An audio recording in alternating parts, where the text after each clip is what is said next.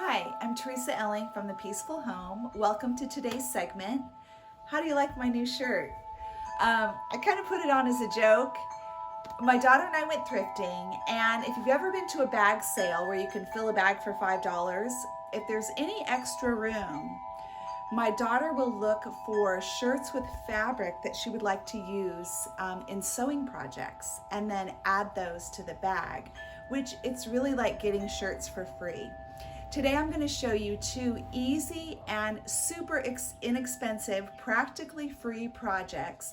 One is a no-sew project for a quick gift wrap, and a basic beginner sewing project for a tie for a baby toy to attach to a stroller, a shopping cart, or a high chair, things like that. Really simple and easy and very economical. The first step is to deconstruct the shirt. So I cut off the sleeves and I cut off the neckline, and then I cut off the seams where the buttons are. And of course I save the buttons. I've been collecting buttons for years, and I put them all in my button jar, and it's one of the things my grandkids love to play with when they come to visit.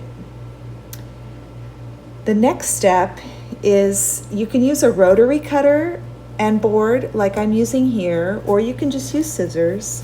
And let's say that you want a strap that's 1 inch wide. Add a 1/2 inch on each side for a seam allowance. You need to cut a 2-inch strip. So you need to cut the strips as straight as you can. And I do love the rotary cutter. I have it for quilting. I've been a quilter for years, and it just comes in handy for so many projects.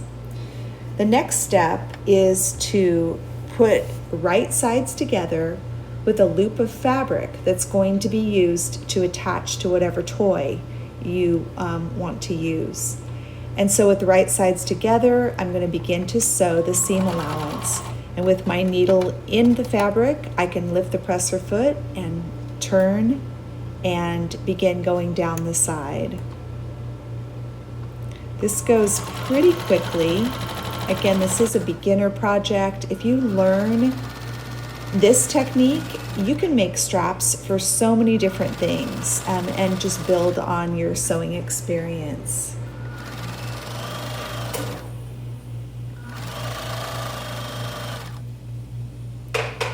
Once you finish this, I kind of roll the end a little bit with my fingers, kind of starting to tuck in that end because we're going to try and turn it inside out.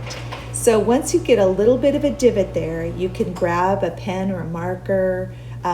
Pencils with erasers on the end work really well, and slide the pen through as you gather the fabric. And then once that's gathered, you can pull out the pen and just stretch the right side all the way out. It's pretty simple. It's like ta-da! And then the next thing will be to press it.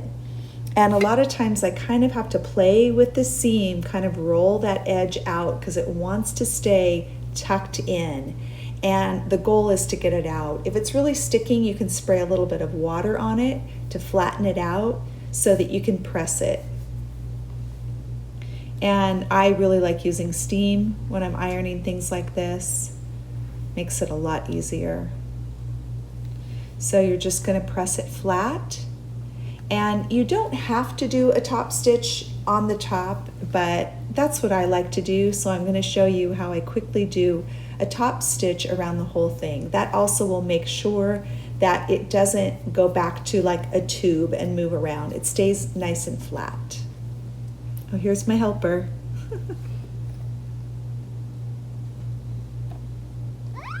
So I tucked in the end just to have a finished end, and I'm going to attach my Velcro, and that's for being able to attach it, say, around a shopping cart handle. So if you're going to sew around the whole strap, you might as well be sewing on the Velcro at the same time.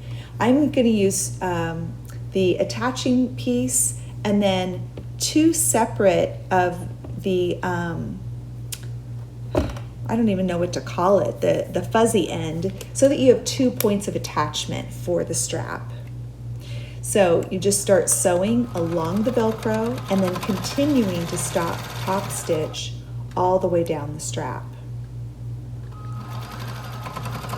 And I'm really getting as close to the edge as I can while trying to stay as straight as possible. So again, including those pieces of Velcro in the top stitching, getting to the end. The trick is to make sure your needle is down in the fabric when you lift your presser foot and turn for a nice clean corner. And we're in the home stretch here. We'll be picking up the other side of the Velcro and sewing that down.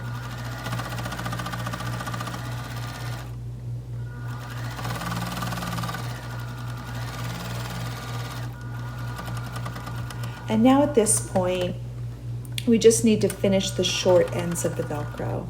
So that is just taking the time really quickly to stitch back and forth over each end so that it is secure on the strap. My daughter and I ended up, this was the first one I did kind of as a sample. She's doing some sewing lessons with me, so she made the next two.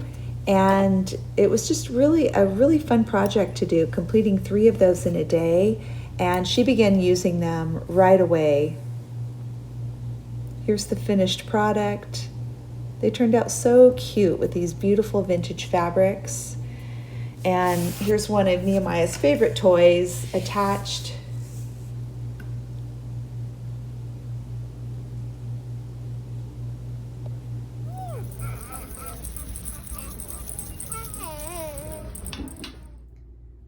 I picked up this blouse. It's got a lot of fabric. I loved the pattern. It's like an old calico. You can definitely tell it's a vintage fabric. The buttons are amazing too, and I'll be taking those off to save. But often when I get fabric like this, I'll use shirts or pants if I like the fabric to use for other things. I've made a lot of pillows out of shirts. And today I'm going to show you how I wrap a package.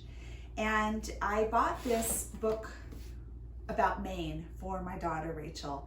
And she went to midwifery school in Maine, so I thought she would enjoy it. And in the back, there's a little pocket with a map. And it's so old that when I began to take it out, I was afraid I would damage it. So I folded it back up and tucked it in here, but it would be a really great map to frame. So this is for her birthday.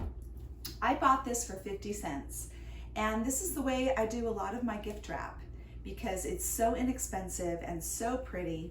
And all you need are some pinking shears, some regular scissors, some twine or ribbon, and a card.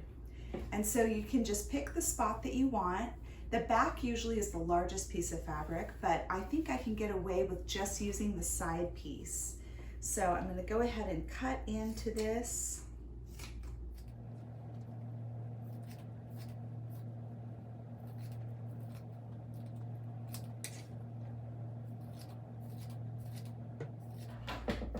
Just as with wrapping anything else, you're going to use it like a giant piece of gift wrap. And I think I'm going to want to go this way on it. Yes. So I'm going to trim along here.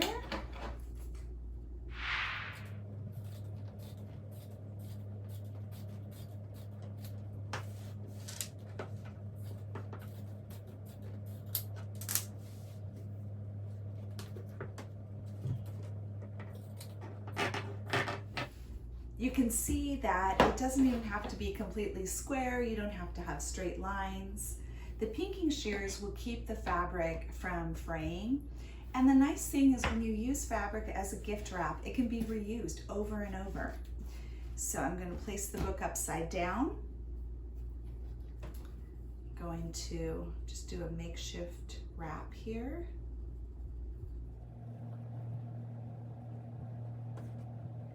I think all of the string and twine I have, I've gotten either at yard sales or at thrift stores. I just find little spools like this, 50 cents, a quarter, and it's perfect for projects like this. And if you want to do the traditional kind of cross ribbon look, what you want to do is take your twine and go over this way twice, and then the opposite way twice again, and leave a little bit extra for a bow or a tie. And then find your halfway mark, put that right in the middle, and you've got to start on the front side, right in the middle. Flip her over, and then you just do a twist in the middle, pull tight, and go the other direction, flip it over again. And when I go around like this, I also scoop under this first string. That'll bring it together so that you don't have your string sliding around.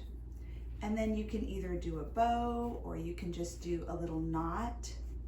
I'm gonna do the bow. I kind of check sometimes if one side's really longer, I'll trim that.